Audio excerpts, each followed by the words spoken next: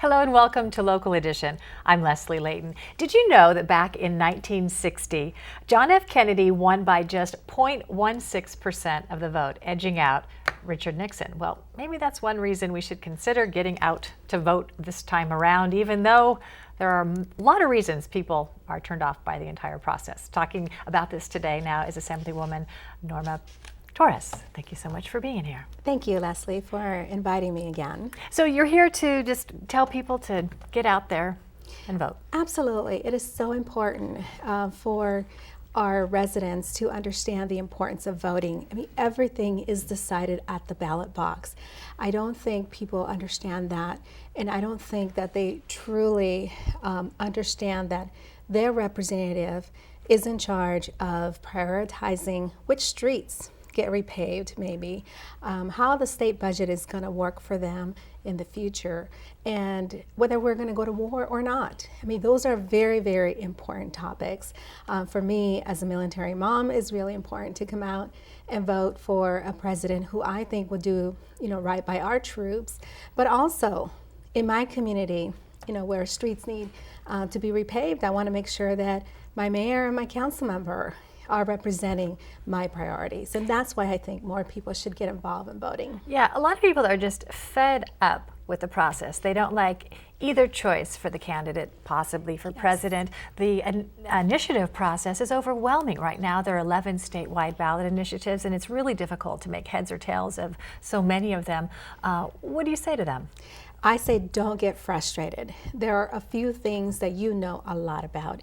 And even if it's that you go to the poll and only vote for the things that you are passionate about, that you understand the most, everything else, I want to encourage everyone to read about the initiatives.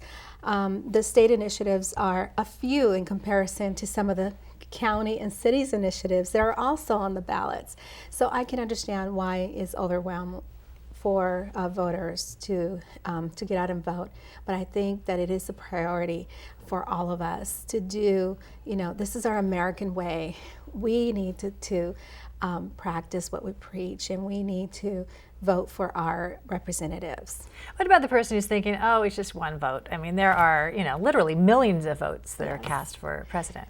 Well, I think you gave us a perfect example, our former President Kennedy, and I think we need to look to 2000 with President George W. Bush. I mean, he won by 100 votes in Florida. We need to look at the city of Pomona in 2000 when I won by 75 votes, my very first campaign. Imagine if 75 people had decided to stay home and not voted. And things could have been very different, not for me, candidate Torres, but also for the community and all the things that we have been able to accomplish.